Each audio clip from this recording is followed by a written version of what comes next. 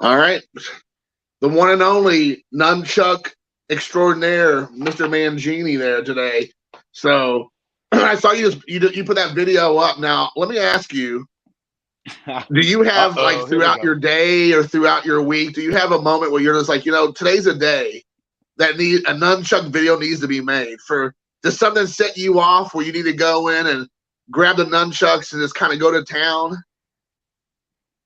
No, sometimes I just get energetic or I don't know. I learn something new. I'm inspired. There's really no rhyme or reason to it. I don't know why, but I enjoy making them. I don't know if anybody enjoys watching them, but I enjoy making them. And that's really what it's about. If you enjoy it, then that's all that matters. Yeah, I mean, my card videos are the same way. It's like when I'm inspired, like I enjoy making them. If somebody watches them and gets something out of it, great. But I don't make them for other people, really. You know what I Sure. mean? I do, but I just get inspired. I really enjoy making them. I'll never forget the first time you did one. I don't know, maybe not the very first video, but you were showing the things that you can hit with nunchucks, and you're like, and here you can hit a Yeah, peanut. And I then you hit a did like half a peanut. slow motion, hit the peanut. Yeah, only And took I me was like, this 28 guy's a tries. character. Sorry. Nah, I'm just kidding. Oh my gosh. So It's yeah. like that. What was his name? Gabby Street. So Gabby Street was a catcher, and he did this. Publicity stunt where they threw a baseball out of the Washington Monument, right? And he caught it at the bottom, and it took him like 12 tries to actually catch it. Oh my gosh. So you did a video a couple days ago. I caught you right at the end of it. You said you were showing for your birthday. You bought a couple different cars to celebrate your birthday. You did one video and showed just one card, and then later on you did another video and you showed a couple other cards. But you said you bought four. So are we going to be expecting a fourth video come in, or? Yeah, you know what? It went through eBay authentication. It's taken forever, even though it's graded. It's so stupid. It's taken forever. It hasn't even gotten to the authenticators yet. It's been gone for 2 weeks. Gosh. So is that they're regrading it or confirming it? Is that what the thing is? Now I guess I missed the. Yeah, they confirm it. So it's like an SGC holder or PSA, and then it goes over, I guess, to PSA again to tell you if it's an authentic holder or whatever, an authentic card. And what sucks is when you live on the East Coast, even if I bought it right up the road, it has to go the whole way over to California, then the whole way back. So maybe guys who live in California don't mind it so much. And then there's, I think the raw cards go to Florida, or some of them go to Florida sometimes. So that's a lot quicker for us over here. But when it has to go the whole way to California and then the whole way back, it's just ridiculous. So they do that with in every. So what triggers this back and forth? Anything that's not PSA, Well, the thing is we can't trust anything or anybody anymore, right? right? Cards can't be trusted, even if they're graded. Now they might be fake holders. Now somebody might have graded a fake. I mean, I don't know. I don't know, Zombie. It's a different world that I live in than the one I grew up in. And it's Right. certainly a different card world. And you say they're also doing it with raw cards, Yeah. Which raw cards actually make sense if you want that. But I still think it should be a choice. right? I mean, some of us, there's a lot of us collectors on here. We could be card graders. We know more about cards than these guys do. I, Right. I have these old rare cards that are mislabeled, and uh, some of these grades are so questionable. You know, it's just ridiculous. Like I saw a Bob Gibson rookie, it was missing a corner, and they gave it like a 4.5. I'm like, so it's subjective, but it's like I always say, 99.9% of cards have never even been faked. There are certain cards that I myself would stay away from. I would want them authenticated. A Michael Jordan rookie, because they make some really good fakes, and they made a lot of them. A Wayne Gretzky rookie. Some of the more modern cards, they're way easier to fake. when you fake the old cards, they just stand out like a sore thumb. You just cannot mimic that old cardboard and the old images and so forth. It's just really hard, I like the remember 33 Dave. Gaudis. Go ahead. Go ahead. 33 Gaudi. I was just going to say they bleed through on the back a little bit. You just can't fake that. And what they do I is know, they like Dave, Blue Jacket 66, he had did a video years ago showing the fake, how to spot a new Mickey Mantle fake, and he like went through like a whole big, like a poster board, and had all the, he had everything circled and all the information out there about how it's so, you have to be very careful with some of these cards because but when you look at a card like that, it's worth so damn much money. Who's going to try to sell a raw one that's legit, right? Right. Because if you want to get top dollar, you're going to grade it anyway. It's worth way too much money. But who's going to go out of their way to fake a 1970 Manny Sanguine, or even trim it? Like what is in it for you if you trim it? Like even if it's just you know what I'm saying. So yeah, there are certain cards. Heck yeah, you want to be careful with. Absolutely, I'll be the first to tell you that. Right. It's like there was they make the 33 Gaudi Babe Ruth with a fake signature. They reprinted these by the hordes. You could buy them by the stacks. And, somebody was posting it on Facebook saying, hey, is this legit? The guy's asking 600. And I would say, like, that's ridiculous. Who would ask 600 if it was authentic? And, you're obviously new, so I get that. So be careful. But, like, you're trying to take advantage of somebody. If you're trying to buy a 33 Gaudi Babe Ruth for $600, you deserve to get ripped off because you're trying to take advantage of somebody. I mean, that's that's over a $10,000 card, right? Right. So, if you're trying to pick that up for 600, you almost deserve to get ripped off. That's my view on it anyway. But who's gonna, in this day and age, when you have a card worth that much money, of course you're gonna set it for grading because that's how you're gonna get the big bucks. Right. There's people out there, like, if it's raw, right, you can't give it away. But if it's a graded 3 and not as nice as the normal card that's not graded, they'll pay more for the 3. That is it's so like true. nobody it's hard to even sell a raw card anymore. But oh my people gosh. like me, I mean, I get some steals that way. And there are some other things you can do, for trimming and so forth. I mean, what I like to do is put it up against another card, the same year, same issue, and they match up. You could see it, if you turn it, you'll see if it's a little bigger or whatnot. But then, some of these cards, they were a little smaller out of the pack or a little bigger out of the pack. I know growing up, I distinctly remember a 1976 card that was too long. And it used to get it worn at the top because it was miscut. It was a little long. And the sad part is that PSA will just give that an authentic or whatever, minimum size, or not grade them, I guess. But that's really wrong because they came out of the pack that way. That's how they came from Topps.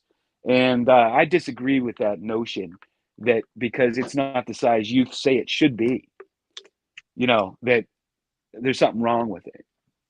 I disagree with that. I do remember you are correct. I remember cards coming out of the packs, like you said, even in the 80s, that were some of them were smaller or larger than others. I don't know if that was always the case, of course, but I do remember sometimes it's the way they were, like you said, made or manufactured or whatnot. So yeah, I mean, we've gotten so wrapped up in, if there's one little tiny thing you can't see, but it gets an 8. It's a junk card. These new cards, right? It's junk. Like anything less than a 9 is junk in a new card. Nobody wants it. Yeah, it's just we're just so obsessed with having the card pristine or whatever. Even if you can't tell the difference with your eye. And yeah, no, it brings me down sometimes. It kind of brings me down sometimes. I think it's ridiculous. I know you and Dave talk about that a lot on your all's channels, respective channels, about about the 9s and the 10s, and everybody can't tell the difference, but then everybody's chasing after the 10, and if you get a 8 or whatever, people like losing their minds. They get all worked up about it and everything. Yeah, and it makes sense because if people are going to pay a ridiculous amount for that 10, then of course you want that That's 10 if true. you're a seller. Of course you do. You know, Right. that's where you're going to get the big money. I just think it's ridiculous the price differential between a 9 and a 10 sometimes. Sometimes it can be thousands of dollars. But if that's your thing, I mean, if you're just you're trading them like stocks, then that's what you want and that's what you should want. So I don't blame people for that, but it's just the collecting kind of frustrating sometimes. Most definitely. Is Well, that the we got the birthday birthday boy? boy here, JP Wisco. Are we gonna sing? I'm not gonna sing. You don't want me singing. They say it's your birthday. Tanjobi Omedeto. Happy birthday, Tony. Jason, please don't give me the Marilyn Monroe version. Oh yeah, I'll be like, I want that. that'll bring my viewership even faster down the crapper right there. So. Jason, I think you should. That's a good 2003 kind of birthday. Right. Yeah. Oh my gosh. Yeah. It'll be me and Alex Jones both get kicked off of YouTube. so. Oh my gosh. So you hit what 25 this year, Tony? Is that right? What, my age? Yeah, your age. You can add quite a few onto that actually. Oh man. So do you have the day off today for your birthday or? Sure do. Nice. I always have a day off actually. Little secret of my life, I have a 3-day weekend every week, which is pretty awesome. Nice. Every week. That is good. So nice. Are you going to do anything to celebrate for your birthday today? Yeah, I'm going to meet up with a buddy later. It's going to be pretty low key. We'll probably just have a couple beers in the park or something. Nice. He has work because it's Monday, but he's going to lunchtime sneak out and not sneak out, but the beer maybe. That's all. Tony, what are you buying these days? Now, a couple weeks ago, John went out and bought for his birthday some cards. So he just said, I know what I want for my birthday. I don't need anybody to buy anything for me. Did you buy anything for yourself for your birthday or leading up to your birthday? Not yet. I usually treat myself to something, but I did get some like packs of the new 2023 and the Series 1, and I guess you could call that the thing. But yeah, but that's pretty much it so far. So sorry, John, did you ask me something? Sorry, yeah. I was asking if you were getting anything. Got anything recently? Let's see here. Yeah, no, I did. And actually I teased this to Jason the last time. I got a pretty significant Hank Aaron card, so I'm pretty excited. Yeah. How significant? I was going to do a video about it, and I said I was going to do a video about it last time, but it's okay. So you can tell us. You're not going to give anything away. Nobody watches Jason and me. Yeah, no one watches my channel, dude. It's just my mom and my grandmother. You're fine, dude. So I'll try to get the video up like within a couple days at this point. So basically, the teaser is that it's a Milwaukee Braves era card, and I'm gonna start not with any real sort of vigor, I guess, or intense purpose, but I'm gonna I'm kind of half-heartedly trying to do the like Milwaukee Braves run of Hank Aaron for tops. So just the Milwaukee era cards. All right, I'm gonna guess 58 or 59. Okay, we'll see if you're right.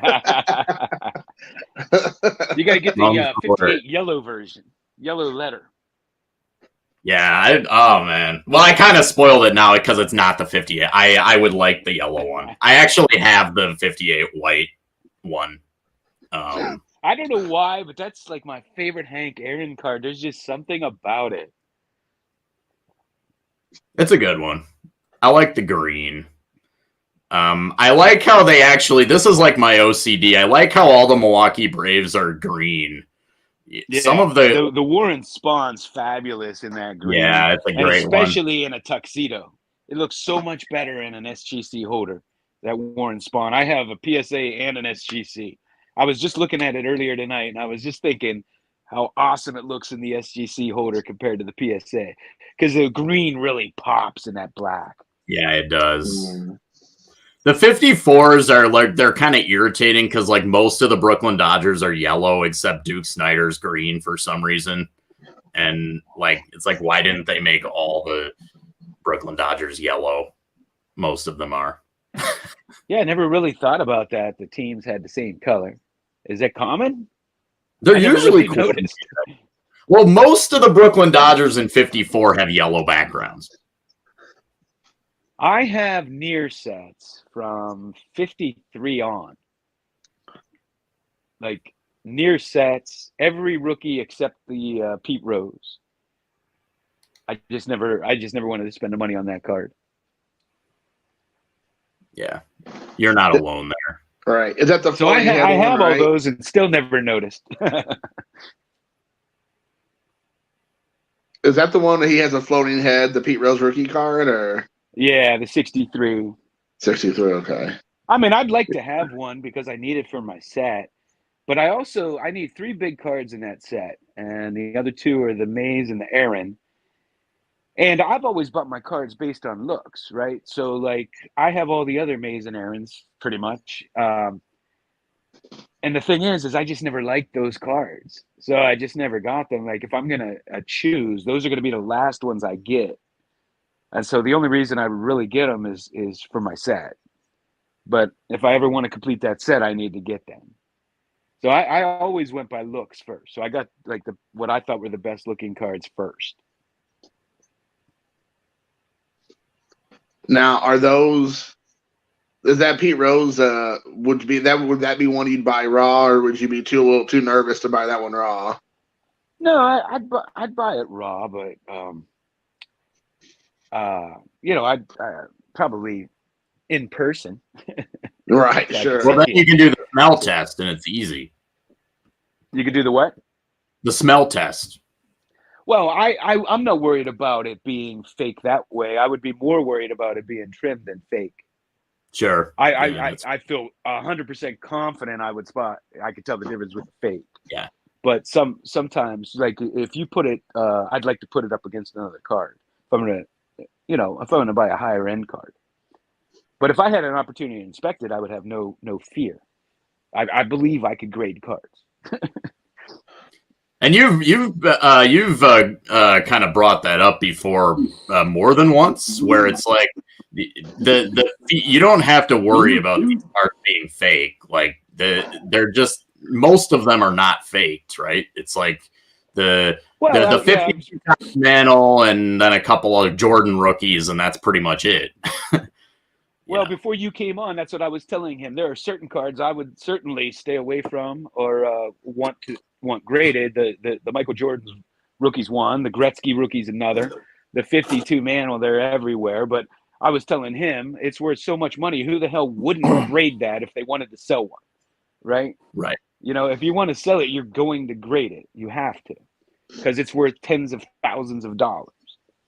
But I was, saying that 99.9% of cards haven't been faked. Like, who's going to fake a 1970 Manny Sanguian? That's the one I brought up. Just as an example. You know what I mean? Why are you even going to go out of your way? What are you going to get for Right. it? Mark's probably making one right now over there trying to work on it. Yeah. Hey, Mark. What's going on, guys? Oh, my gosh. Oh, man. So I was gonna ask you again, also, Tony. So you said you bought some 2023 Topps packs. Mark just opened up a hobby box, and he shared some of the stuff that he got, but with me over the phone. But did you get anything that you're kind of happy with, or was it just fun to open but nothing big? Did. Now I'll do this. This was another. I won't do this again, so I'll just do it here instead of making a video about it. So actually, it was like it was an interesting experience because I went into it, I just wanted base cards. And the reason I wanted base cards is because I'm doing base top runs of certain players. Bryce Harper, Mike Trout, Ohtani. And so I was looking for these base cards, just the plain old base card 2023, so I can put it in my binder and I can do the player run. And I didn't get anybody. Like it was really like I didn't get Harper. I didn't get let's see, I'm doing Ohtani, Soto, Harper, Trout, I think Vlad Jr., you know, some of the, you know, kind of bigger contemporary stars and stuff. And I didn't get anyone. So I was like getting really frustrated. It's like, man, my expectations were not, I didn't even care about hits. I just wanted base cards, and I'm not getting any of the base cards. So, but then the last pack, I still didn't get any of the base cards I needed for my runs, but I did get the Adley rookie. And then I also got I think it's like a case hit. It's like one of the cards. They're kind of like rip-offs of the Panini downtown cards. And it's Ohtani. It's the home field whatever, which I think is like a case hit, if I'm not mistaken. And I'm like, well, I was like up until this last pack. So I guess that's kind of like my birthday present, right? Because that's what happened. And I guess I can go get it. I might as well go get it. I don't know if you know what it's like, but so yeah, that was my experience. And I'm still, I can't be miffed at all because I got that card, but I didn't get anyone for my run. So I'm like frustrated. All I wanted was base cards, and that's it. I'll trade you. I got all those players that you needed. You got all those players? Yeah, I got all the ones from the I'll think about it. I'll think about it. You know, here in Japan, actually, if you say I'll think about it, it means no. Right. Yeah, Hey Mark, how was that box? Because I ordered a very hobby good. box I was and very I surprised think a with it. blaster. I got some cool stuff. I'll let him show his card first, but I got some cool stuff out of it. I bought a hobby box for $89, free shipping, so wasn't too bad. Yeah, John was asking, how'd you do on the box though? Like, what'd you get? Oh, I got some cool stuff. I mean, I'll let him show his card first. Oh, okay. You're gonna have him show first. I'll show you what Okay. I got. Yeah. You show me yours before I show you mine. I got it. Yeah. Well, he was on first. What are you gonna do? Right. So this is the Ohtani. Oh, that is nice. And like I said, that these are very much just shameless ripoffs of Panini's downtown cards, but they still look cool. Yeah. Certainly not complaining, but I don't know what that building is. I guess it's like maybe it's like the TMB in Anaheim or something. But yeah, so it's cool. So certainly can't complain, but. And then, like I said, I got the ad. Wait! That thing, that's raw. How do you know if it's in good shape? Right. It's, are you sure it's not trimmed? Yeah, I think I wouldn't be surprised if Top just started trimming them on purpose. They just trim them and then insert them in the pack. Yeah, right. So, I would say though that the Series 1 actually the rookies are sneaky good. I think because you also have like Michael Harris in it, and Michael Harris had a really good rookie. I think he won Rookie of the Year for the NL, right? So Michael Harris, and also this kid came out of nowhere. Remember Vaughn Grissom came out of nowhere last year toward the end of the season, and then was he with the Braves? Who was he with? Yeah, he's also with the Braves, which means the Braves are going to lock him in for 7 years, 100-something mil. They just sign all their players they use kind of, And then even this guy I know is supposed to be decent, except the you got the gold. The Yankees have a potential shortstop issue maybe because they also have Volpe, Anthony. Is that a gold? It's a gold rainbow foil, which, I guess they're doing gold rainbow foil now instead of just because why not? Yeah, right. It kind of like cheapens the regular rainbow foil by like adding more rainbow foils, but Hey, wouldn't it when be they- awesome in your job if you could sign for $100 million and then totally suck after that? Like you don't even have to show up. Like sports is the only place where that happens. right? Bobby right. Moe. Like you don't even have to ever play. I look at these number one draft picks. You know, most of them don't pan out, but they Right. get that bank. Right. Yeah, it's pretty nuts. Chris Davis. So, what about you, Mark? Which what are Chris some of Davis? your hits? So there's that Otani that I was showing you, Jason. Oh, my nice. God. Is that another like case hit or something? I don't know. It's called All Aces. That's cool. Oh yeah, yeah, The yeah. back I looks saw like that a on the playing pro. card. Those Yeah, are that's cool. a pretty cool card. Topps got a has little- that on their website as one of the sample cards. Yeah, that I hit that. I hit an Atlee Rushman foil. Oh, you dropped it. Now it's going to get an 8. Nope, it's in the top loader. It's all over. Greatest. That's worth it. It's all over. Throw it away. Get another one on Yeah. eBay. There's there it is. Bobby Green. I got 2 Gunnar Hendersons, which is the big rookie in there. Right. 2 of those. Harris, like he was saying. And I got out of my silver pack, check that out. I got a numbered auto. Oh wow. Kyle Mitchell, numbered to, what's that say, 199? I think so. Is it on card or sticker? It's a sticker. That's what everybody asks. A sticker. I know. Sorry, it's not. I don't care. I just was wondering. Yeah, there's the Atlee. I was waiting for it to come. It popped into my head, that question, because no matter who shows an auto, that somebody asked that question. Yeah. The Julio, the Oscar Gonzalez. I got another Riley Green with the 88 Topps design. Oh, that's a cool. Is that the 1988 design? Yeah, Or? 88. Yeah, that's what they're doing this year. Last year did 87. This year doing 88. And then I got Bobby Witt Gold Cup. And then I got Ronald Acuna in the silver pack. So He's I was, such a great Nice. ball player. I was happy with my box. I'm just gonna wait until Topps and PSA have a joint agreement where they're just gonna start doing all their packs graded with individual cards in each box. So they're around $1,000 a box. You get already pre-graded cards. You don't even have to pull them out of the pack.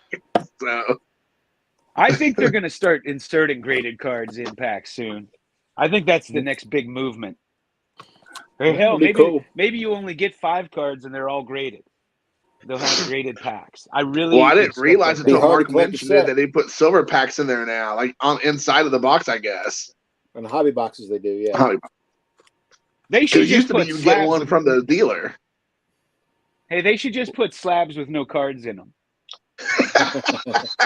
Insert card here. Yeah. Just empty slabs. I mean, who cares about the cards anymore? It's a slab. That's all that matters. Exactly. Hey guys, Insert what do you your think own about- card. What do you think about all these autograph cards that they make these days? It's like I think about it. Like in the old days, it was an autograph card kind of meant something because they weren't like everywhere. Especially players who died young, like Clemente or something like that. But like Mickey Mantle spent 30 years signing his signature, making more doing that than he did playing baseball. And there are, 10 million Mickey Mantle signatures out there. Now, how many of these young guys who start signing at 19, 20, 21, 22, 23, they're signing these cards for the rest of their lives. By the time they die, there's going to be 5 million of each autograph card. Are they really going to be that special? Is it just because it's the rookie season, the rookie card that's going to sell for 4 million? Even though It is there's true 4 if you think million about it. signatures. Well, the other thing I don't like is, and I know I've heard this before. It's not like anything I've talked about, but the thing that irks me is that, you're chasing a lot of times these autograph like chrome, like Bowman chrome cards are like the premier, card to get of these like prospects. And these kids don't know how to do cursive anymore. So it's like, they just like do a C and an F. Yeah. And I'm said- like, I made that point. It's like you. I can't fault them for that. I haven't written in cursive in years. I always preferred to print, and man, I haven't written in cursive in years. But they don't teach it anymore in school. The double whammy of like Zoomers don't learn cursive in school, and also because now they're paid to sign hundreds, even thousands of autographs for these products, which players didn't used to do. You have to go fast for your own sanity, right? If like, I mean, you look at like a player like the old timers, there's a clear generational divide, right, between signature quality. And if you signed like your entire name, even like guys like Derek Jeter with pretty nice signatures, it's like if Derek Jeter did his whole, you know, loopy thing for these cards like they pump out in all these products, it's like you just wouldn't have the time, right? So everybody just does chicken scratches and scribbles. So it's very hard to write on a small little card. I mean, most times you're not writing on that little, you know, you're going off the edges. Like it'll drive me crazy if I'm looking for an auto card that I want and I see it like where it goes off the edge, like the line goes off. I don't want, you know, I don't want it. I'm very particular about where the signature is on the card. If it's covering something up or running off the card. But, you know, the other thing is, and I've noticed that of the new cards, the ones that come out of the pack a little dinged sometimes are the signature cards. And I think they need to be more careful when they're signing them. Have you experienced that where you get a signature card and, you know, it has a dinged corner or something? Because I've encountered that more than any other card. Just the because if they're on card, the player has to handle them. Like Topps gives them the card and they have so they've been handled, right? It's like the people who want the PSA 10, you know, obsession, or like you wouldn't, you know, they're those players. There's no way they could be perfect because the players handle them and they, you know, they probably put 1,000. Yeah, well, you know, like so you're now, probably just signing, moving on. You're not taking that good care of. Well, some of them are dinging the coffee cup or something while he's throwing them into the dun pile. That's like why, or spilling the coffee on the card. Whatever. Most of them Pops just give. Hey, Rick said he likes your shirt, John, by the way. Vintage Oddball. Yeah, that's cool. Rick got me this shirt. Thank you, Rick. Oh. The Cobra smoking a cigarette in a dugout. That's an actual picture. This is not made up. This was taken from an actual picture. Yeah. That's awesome. Most that had to be the It's like I 70s always then. say, though. It's like I always say. I mean, you can't do blow without smoking a cigarette.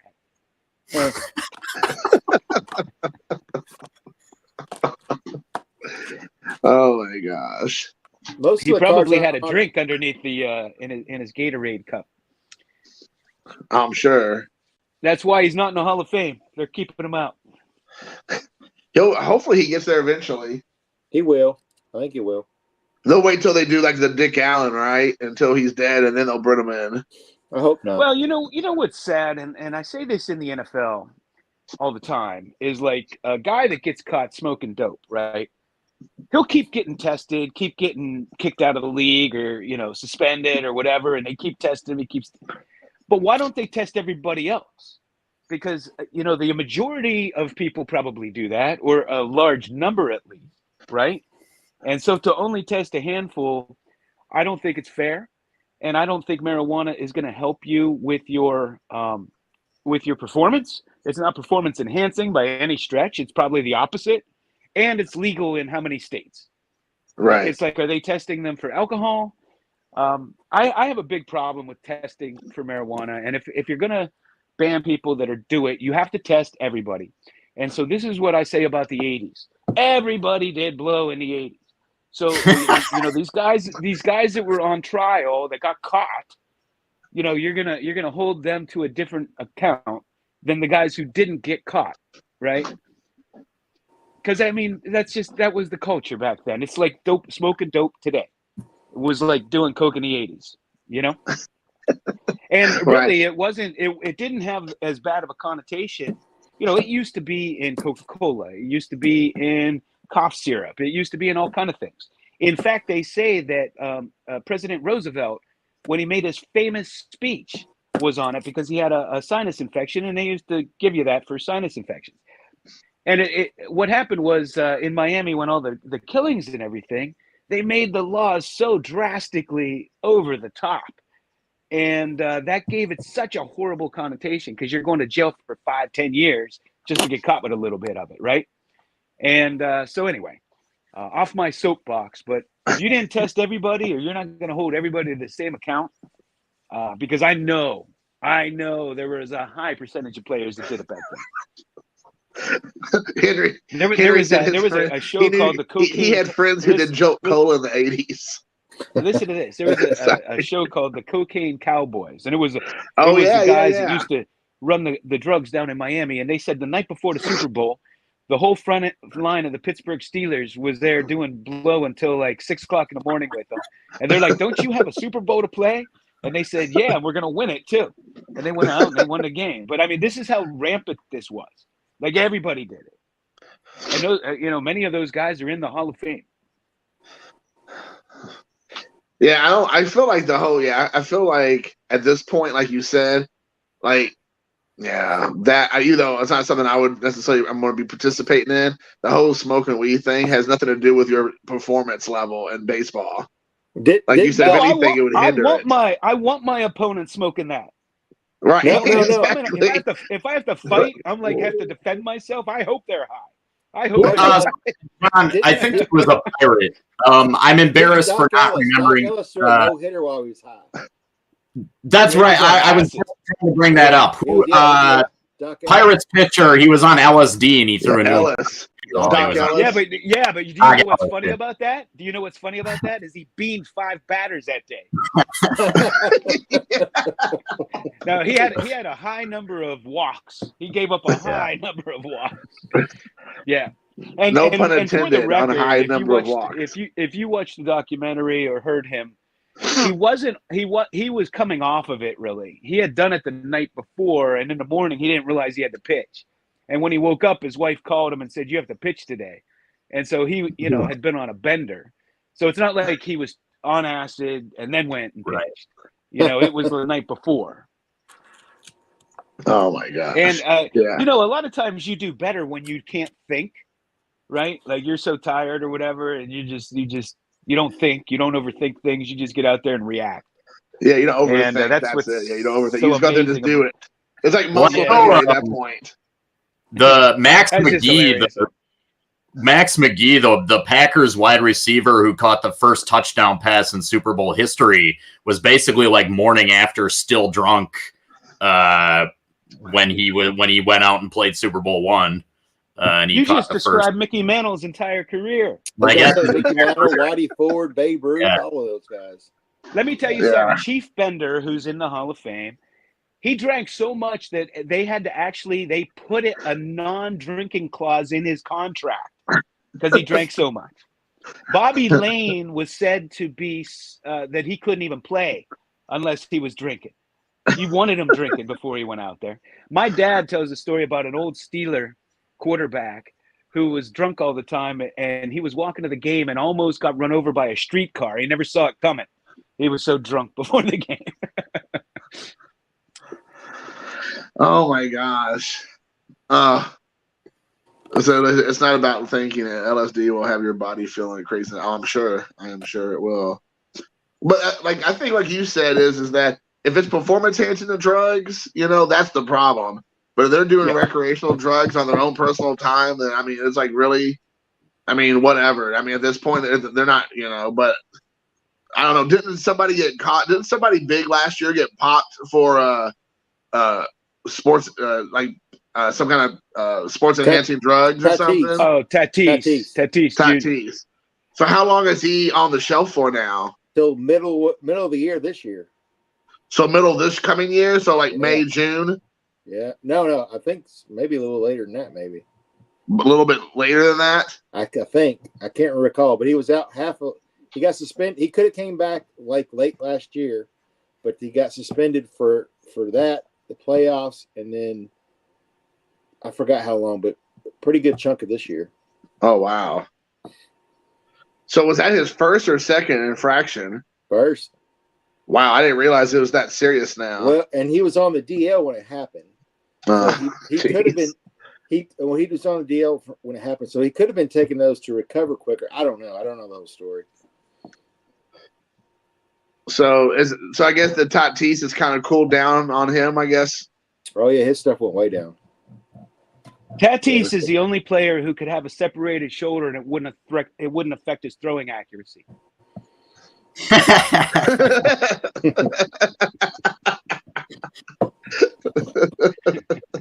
Oh my gosh. He leads the league in errors every year.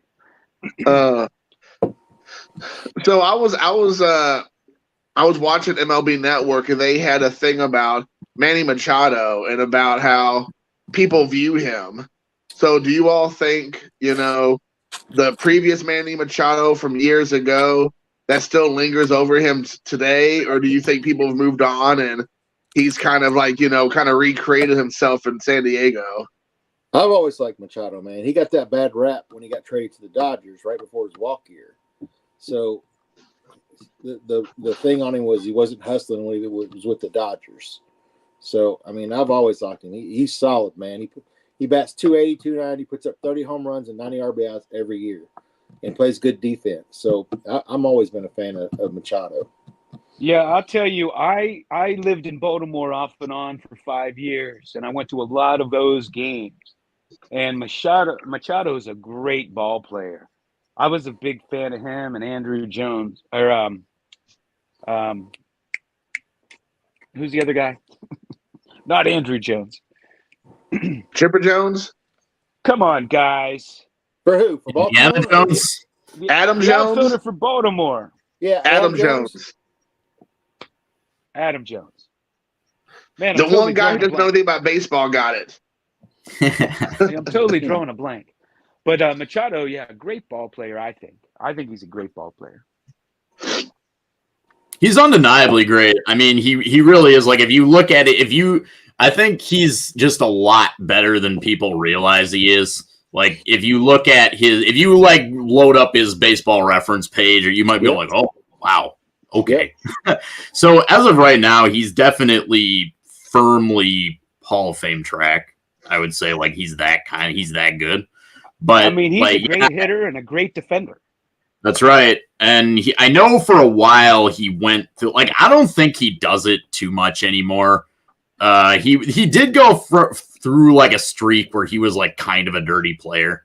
He'd put his spikes up and stuff. I remember there was a playoff game against the Brewers where he was, bringing the ruckus, but I haven't really heard anything out of him, as far as any of that. I'm not a big Manny Machado fan. I admire him as a player because he's good and underrated. And I think part of the reason he's underrated is because of his reputation. So people don't necessarily collect anymore. But look, it's Manny Machado. If people are aggravated that he's out there mean mugging or he's not hustling 100%, it's well, look, is Manny Machado in any kind of domestic violence case? I don't think so. Has Manny Machado ever done, so my point is there are just guys out there that I don't think Manny Machado's that bad, right? And there was a time where Spikes High was just the commonplace, right? Yeah. I mean, I did it. Just playing hard. Pete Rose broke Ray Fosse's separated his shoulder coming into An home. all-star game. that was an all-star game. Yeah, an all-star game. If Manny Machado doesn't have a great reputation either, that's fine. Because baseball kind of needs the faces and the heels, right? It's good if there's guys who are kind of, you love to hate them, or, if everybody's up there, if all the ball players are kind of just going, aw, shucks, they kind of have the aw, shucks vibe, or then, the game isn't quite. Shawn Michaels? Yeah. like Chase Utley. Yeah. Yeah. Didn't Machado who was the one who ended Dustin Pedroia's career? Didn't somebody spike him so hard or hit him so hard on the base pass that messed him up? I don't know. I thought I heard or read that somewhere a couple years ago. he got injured so bad by somebody he couldn't like really come back from his injury. I think you're right. I don't remember who did that though. I want to say it was Machado, but that might be a lie. But Dustin Pedroia is just like a really good case. Like whatever the hype is on any of these guys, even if they're 5 years, Juan Soto, Acuna, to kind of just like temper your expectations. I mean, by age like 23 or 24, Dustin Pedroia was an MVP. And he was one of the best players in the league. And he's not going to sniff the Hall of Fame the way his career went. So it's like, even a lot of guys like that. Yeah, that's right. Like that. Totally. Yeah, Frank that's Howard right. For Evan Longoria, Dustin Pedroia. Guys. Hey, look at Cody Bellinger. His first 2 years, he looked like he was going to the Hall. That's right. Chris Bryant. Oh, Chris Bryant. Chris Bryant, another one. Yep. Yep. So listen, you guys. This leads me into some thinking. And what do you think about And I know it's a little old news now, but when they changed, the catcher's not allowed to block the plate, and all these runs they give to people because they say it was catcher interference or whatever. Do you think that was good for the game? No, I don't think so. I don't like it. So they only can tag them out with using their glove, right? They can't stand in front of the plate anymore, correct? Yeah, they have to stand away, catch it, and then come over. They have to give them a clear lane. There's just a lot of questionable interference calls, in my opinion. And it's almost like those bogus roughing the passer calls that give somebody the game. You know what I mean? All right. Well, I don't know. That's funny you say that because I did remember hearing about it. I hadn't seen it a lot, obviously, the last couple of years. But like my son's travel baseball, they still let those kids nail each other at home. So it's funny they'll let the teenagers do it, but they won't let the full grown men who are getting paid millions of dollars a year do it. Well, I'll tell you, one year our catcher got hurt, and my coach, he handed me the tools of ignorance, and he said, "You're either going to catch or we're going to forfeit." And so I ended up catching that whole year and in the All-Star game. And I'll tell you Pete what, Rose stood up there. I know what it's like to stand in there and get run over and stuff. But you had to do it. No, it would suck, but yeah, I don't like it. I mean, I think that they should. I mean, I don't think. I mean, no one will. I don't think any. I mean, I'm sure people will find it thrilling to see people come to like a head-on collision in the at the base, but I feel like it does make the game more interesting because they're really fighting hard to get that run or to stop the run. I don't want to see anybody get hurt. There might be some happy medium. Right. I mean, running a guy over isn't necessarily good either, but to have to just, I don't know, these calls where it's catcher interference, some of them are very questionable to me.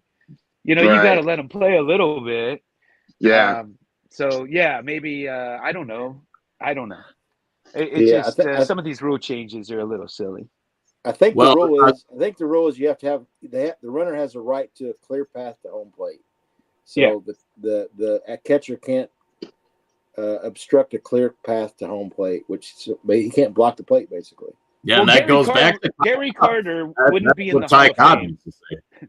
Would Gary Carter even be in the Hall of Fame if he couldn't have blocked anybody?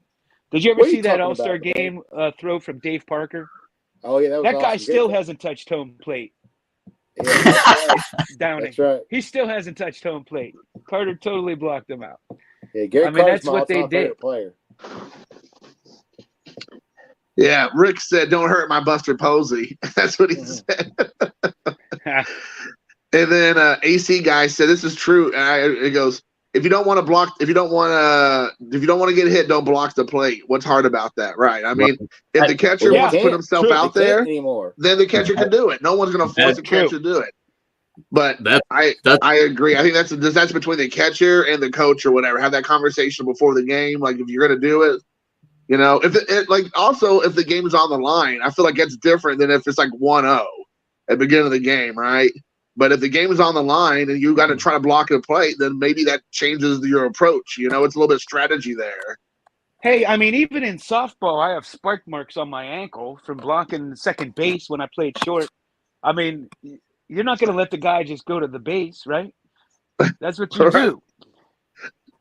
Mike Hitman 23 goes, Ricky Henderson would have had 45,000 stolen bases with these new bases. Oh my God, yeah. The new bases apparently are like pizza boxes. Okay, so Right. let's bring this up now. Are people going to start stealing bases again? Like, are all the old stolen base records going to go out the window, or what? Because I mean, you know how many guys are thrown out by this much? Right. Is that going to make a difference? I don't know. Sure All seems of a like it would to sudden, me. Vladimir Guerrero Jr. is going to be a stolen base king. Well, listen, you get a few inches on both sides, right? So you get to lead off a few more inches too, because the base is a little closer to second, and then you got to come in, and the second base is a little closer to you. And going from second to third, that might be an easy steal now. I don't know. What do you guys think? Is a base going to matter? Well, I think that's going to matter a little bit, but I think I was watching MLB today, and I didn't know this, and you guys might know this. You can correct me if I'm wrong, but I think the pitcher only gets 2 pickoff moves to first now. If he does a third one and he doesn't get them, they get awarded second or something like that. Is that right? Yeah, because of the pitch clock count and everything, trying to speed up the game, and they anticipate the game being 25 minutes shorter because of the pitch clock. Well, I I agree hate with that. pitch clock. It's all I can focus on is the clock. It drives me insane. I can't stop looking at it when they put it on the screen. It's like it's so distracting to me. I know, like, the original plan with the pitch clock was to have it implemented only in the minor leagues, so that when guys are coming up, they get their rhythm gets in tune with the pitch clock.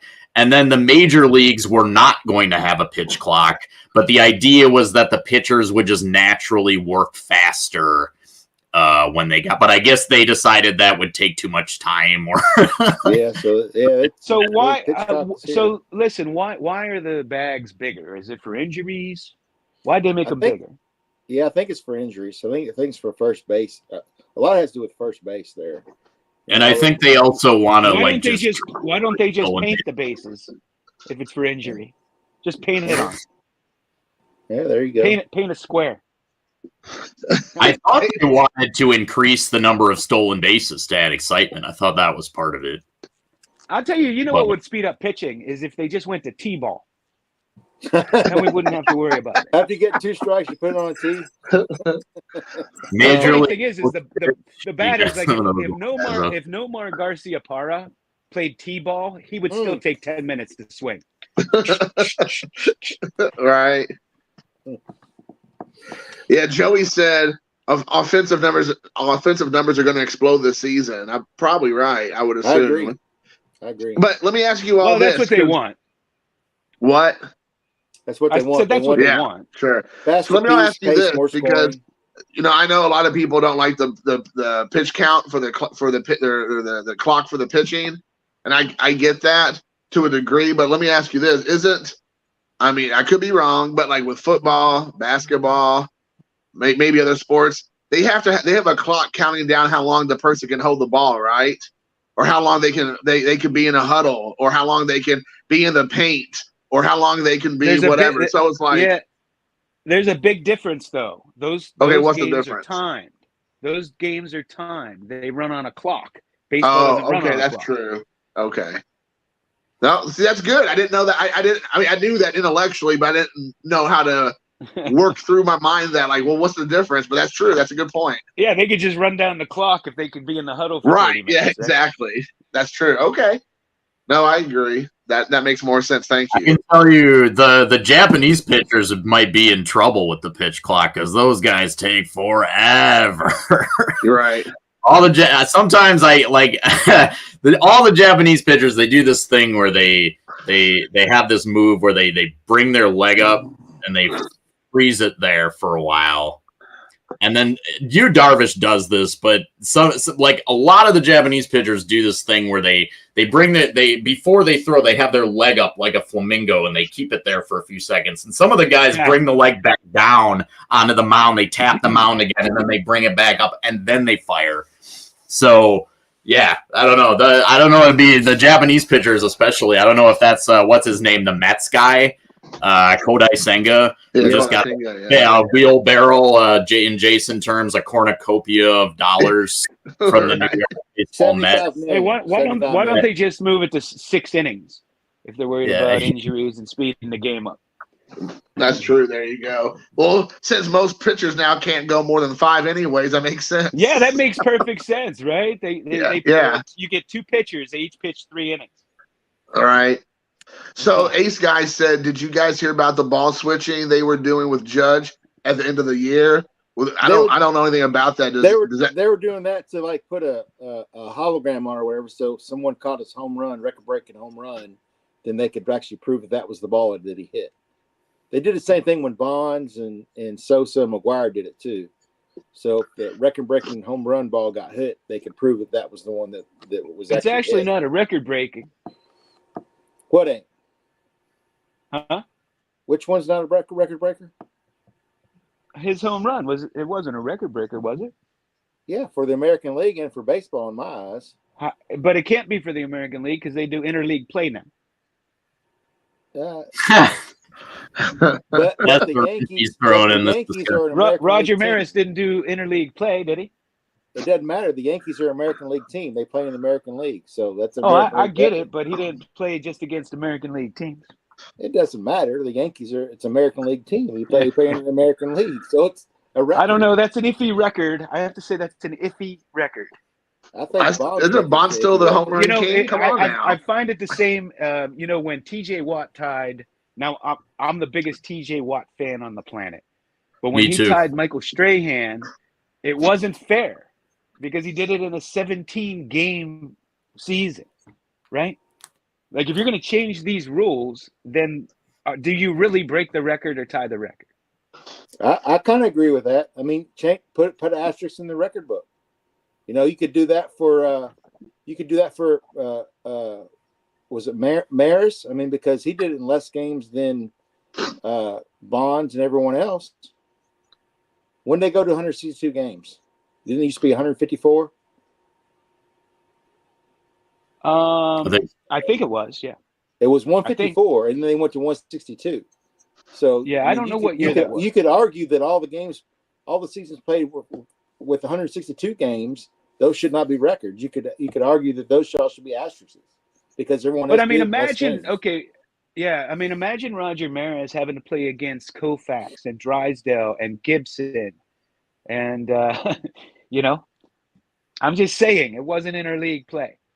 Yeah, that's what makes different errors. That's what makes different Hall of Famers because of the era they played in.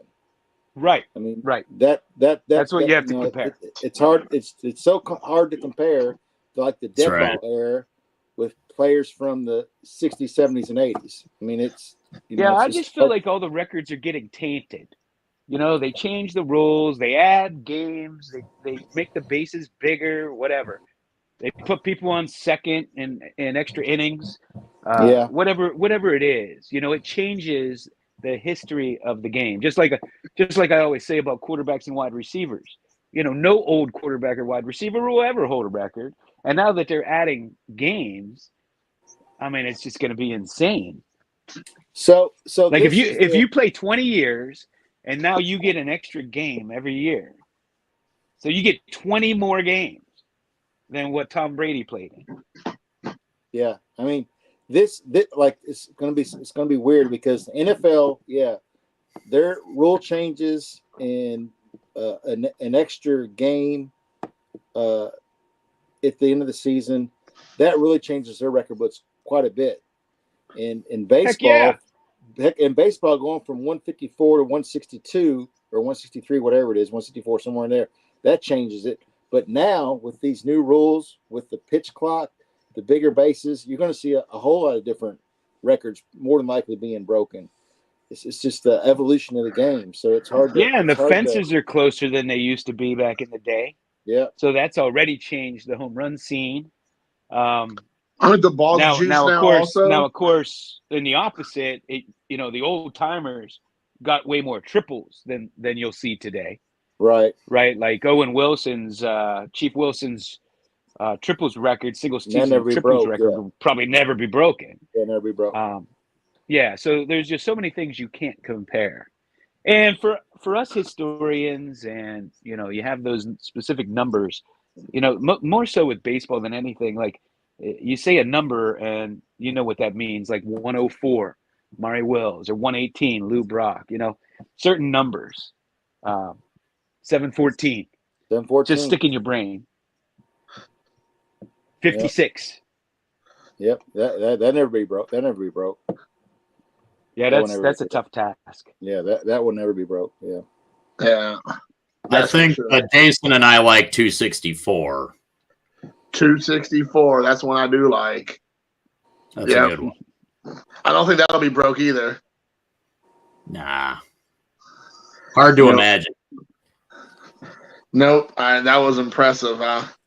I still hate the fact that I just wish you would have came over a few years earlier. Just a few years is all I'm asking. Freaking.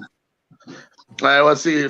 I'm the biggest Koufax fan, but there are hundreds of modern day pitchers that throw harder than him. Yeah. Oh yeah, fast breaks and breakfast. That's a good point, right? Doesn't matter how hard you throw. Look at Greg. Wasn't it John that you made that point earlier, or you made? I don't know if it was John. Somebody said, look at Koufax, and then he did like half the numbers that like Nolan Ryan did. But they're both in the Hall of Fame. He played half as long, had 4 no-hitters, and a perfect game was one of them. Nolan Ryan played twice as long, had 7 no-hitters. If Koufax played another 10 years, could he have, doubled his no-hitters? We'll never know. But I'm just saying, like, Koufax had probably the best 5-year stretch of any pitcher in history. And as far as throwing harder, Koufax was never known to be the hardest thrower, but that doesn't make you a great pitcher. However, they changed the way they clock pitches too, to make it look like every scrub throws 100 miles an hour now, because they used to clock it when it crossed the plate. Now they clock it when it leaves the hand. So they finagle these numbers. I remember when I started watching baseball again, because I didn't watch for a while. I was watching it with my dad. I'm like, how are all these guys throwing 95-mile-an-hour curveballs and stuff? Like, this is insane. But they're not necessarily throwing that hard compared to the old guys, because they changed the way they clock it.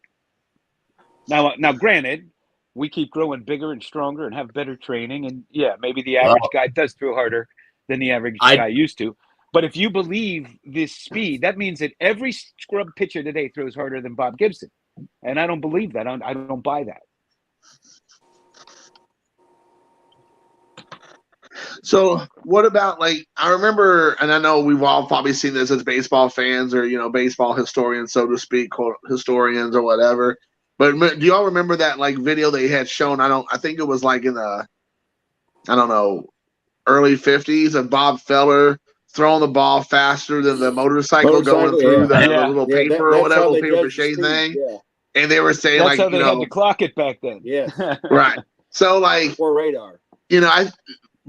But like they were talking about how that would, measure up in today's time. Like if you fast forward to today, how fast was he throwing? But, I was sitting there, can you imagine, and maybe I'm wrong, but can you imagine somebody like Aroldis Chapman throwing the speed he's throwing in like 1948 or 1952? I mean, those guys, they would never even like touch it. They wouldn't even be able to touch it, I don't think. Maybe I'm wrong. How hard did Feller throw? Because when he came up, he was a phenom. Like, it was a big deal. Nobody could believe how hard he threw. Maybe he did throw that hard. We don't know. Chapman, he fires the ball. He absolutely fires the ball. But Bob Feller was a big deal. I mean, they had the guy throw against a motorcycle. And Walter Johnson. There isn't a guy in the old days that doesn't tell you he was by far the hardest thrower of that time. So how hard did he throw? We'll never know. Of that time, though, so at that time, 80 mile an hour or 89 miles an hour might have been the hardest anyone ever seen before. Might have been, but these guys like Ty Cobb and everybody, they were interviewed in the 1960s. When they would talk about Walter Johnson. So they had a chance to see Bob Gibson. They had a chance to see Bob Feller. They had a chance to see all these guys. And they still would say, you know, that Walter Johnson was one of the fastest pitchers. So it's not like they never saw these guys. You know what I'm saying? Yeah. I mean, of course they're going to say he threw harder than the guys that came before him. I mean, it's kind of like a natural thing, you know. Well, I'm not saying they said harder, but I mean, if you know, Glory of Our Times, they're all interviewed. Yes. They all talk about it. And Exactly. if you see the audio book, you can hear them talking about it. And if you hear like a Ty Cobb interview, there was a radio interview where he was talking about it as well. I don't know. Like, I don't know. They obviously lived long enough to see Bob Feller and Bob Gibson and these guys. So that's all I'm saying. You know, maybe it's just the old guys say, oh, well, they were better back then. I don't know. Yeah, of course, everyone. Yeah. Yeah. What do you think? Like, what would be a picture you all think that came out like when we were growing up, when we were kids? You know, in the 70s and 80s, I'd say mostly. Like a picture that they were going on that was dominant then, but do you think they would have the same success now? Is there a guy that you could think of that you would pluck them out of, let's say 78 or 85 or whatever, and then put them in 2023? They'd have the same measure of success now, or do you think it's changed so much they wouldn't? Well, I have one hands down, and that's Maddox, man, because he just placed the ball. Man. He worked the batter. Maddox and these guys that can only pull the ball, Maddox would eat them up. He could pitch in any area. You're exactly and I mean, with Maddox, our discussion about velocity and stuff doesn't matter because that wasn't his game. It makes no difference. He didn't throw hard at all, but he worked the batter, man. He had you off balance. He could put the ball anywhere he wanted. He worked those corners. And I'm telling you, those guys that are only pull the ball, I think he would eat them up. Yeah, you're right. Maddox is, I mean, he was a professor, dude. He was. And I think Nolan Ryan, I think Nolan Ryan, when he was on, nobody could touch him. And I think he could pitch in any era. And Steve Carlton, too. Oh, there's Steve Carlton back there, and what JP Wisco there, Tony, isn't it? Isn't Carlton in that poster behind you? No, that's Seaver. Oh, Seaver. All those white guys look the same. Another Maddox type of a pitcher, Tom Seaver. Well, and I mean, Seaver, like, if you're talking career, you could probably make the argument that Seaver's career overall is a little more impressive than Nolan Ryan's. It's just Nolan Ryan had the longevity, and Seaver doesn't. Like, Nolan Ryan has that. It's kind of an interesting thing to think about, like, where if you have the one sort of like claim to fame, right? With Nolan Ryan, it's strikeouts. He's got the record. Well. Singular here's the thing, though. thing. The other number is 7 no-hitters is unheard of. Yeah, it's kind of like true. Rod Carew, 7 batting titles. Like, by the way, I need to correct myself. I think the number is actually 262, not 264. I think you're right. I was gonna look it up, but I have it right here. I'll look it up while we're talking. Anyway, I didn't want George Sisler's record. George Sisler doesn't get enough love. That's right. That was like 80 years or something. That it stood forever. I remember the 1979 card where it had most hits lifetime Ty Cobb and most hits for a season George Sisler. Remember that 79? Yeah. All-time record holders. 79 tops. Yeah. You just never know with pitchers, though. That's the thing. Like, some of the guys that just don't, either they look like they're going to be world beaters and then they're not. Or there's just so much more to pitching than just throwing hard. That's right. It's like there's more to hitting than just hitting home runs, or Dave Kingman would be in the Hall of Fame. You're right. So yeah, that's good. What about would you think somebody like Tony Gwynn would be able to hit like he did back in the 80s in 2023, or do you think he would struggle? No, he would have tore Tony it up, Gwynn. Tony Gwynn could hit these pitchers if they were throwing a golf ball. With the shift, dude, if you try to shift Tony Gwynn, I mean, he could hit it wherever he wanted to. I agree. That's right. I think Tony Gwynn could absolutely put a shift on him. Yeah. Tony, yeah, and he was kind of old school, man. He was kind of like Ty Cobb-ish, right? Like back in that day. He hit the all fields. He put the ball in play. He almost never struck out. And yeah, he was a tough out, and could hit for power when he needed to. Mm-hmm. Yeah. So I'm trying to look up and make sure we got those numbers right. He But, was let me like see. Joe DiMaggio. Really, Those so are many the two- factors, right? Like, basically, like Dave Jarecki. Jim Abbott. Yes, Jim Abbott. Yeah, there you go. I was Yeah, it's gonna- I was- 262, by the way. 2004. I was good. 162 games. Yeah, Ichiro hit 262 hits in 2004, beating George Sisler. So Is it 262. fair- married. Okay, you want to compare other things. Is it equal to like compare a 19 or 20-year-old to a guy who played and was already a superstar in another major league and 27 years old? You talking about Michael Jordan? I'm just saying, like, that's not your typical rookie. Right, no. Oh, yeah. Actually, I think Hideki Matsui was denied Rookie of the Year when he came up because he was 29. And the voters were just like, nah, that's too old, and you already played in a kind of top flight league, even if it's not the major leagues. So Yeah, it's not necessarily the age, but you're playing. You're a superstar in a major league, right? In a Right. professional league. Well, like in 2000, Kazuhiro Sasaki got American League Rookie of the Year. Then in 2001, Ichiro got American League of the Year or Rookie of the Year. So, and then 4 years later, Matsui came up. So they're probably like, we're done. Like we already, you guys had like storied careers already for a decade. And then you're going to come over here and get a Rookie of the Year. So I get that. That's fair. And actually, that's being respectful to the Japanese leagues. Actually, if you're saying that, Right? Like, wow, yeah.